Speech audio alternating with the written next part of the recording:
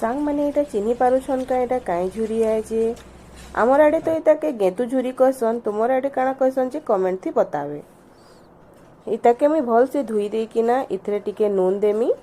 इटा बहुत chicken thesis तो हेतिर लगी बोलिका नून दे किना इटा के सफा करसन न तो इटा बहुत सरलू थीसी हाथ के नून दे किना सफा कर देली।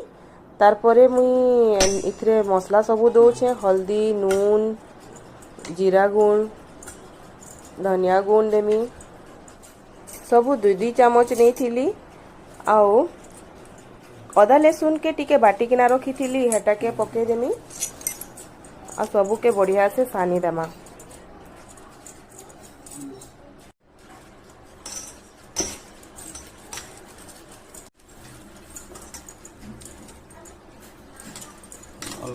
सबू के बढ़िया से सानी देला परे देखुन केनता दिसुछे जे एबे चूल्हा थी आमे तावा बसामा।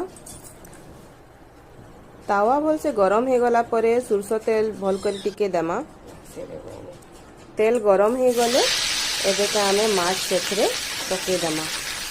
देखुन मुई हाथे सबू माछ के दउछे भल से खेले दी किना माछ के देमा ताकि भल से सबू आड़ू सेटा भाजी ही पारबा।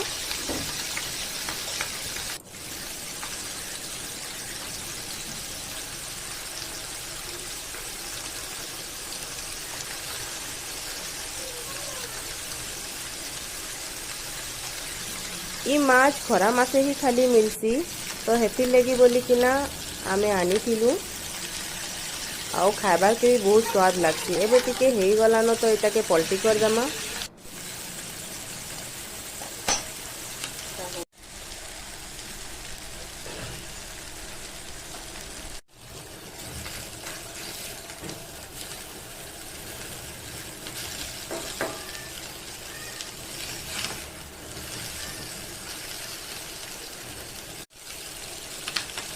लाल हबार तो इटा के तावा थी पलटी करमा। आओ देखो नेहा छिनका हे गलानो आमर माछ भजा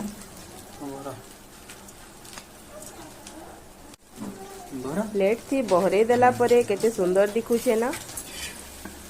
आपन माने केनता ए गेतु झुरी के बनासन जे रेसिपी बताबे आ आपन कर आड़े काना कहसन माछ के जे जरूर बताबे कमेंट थी।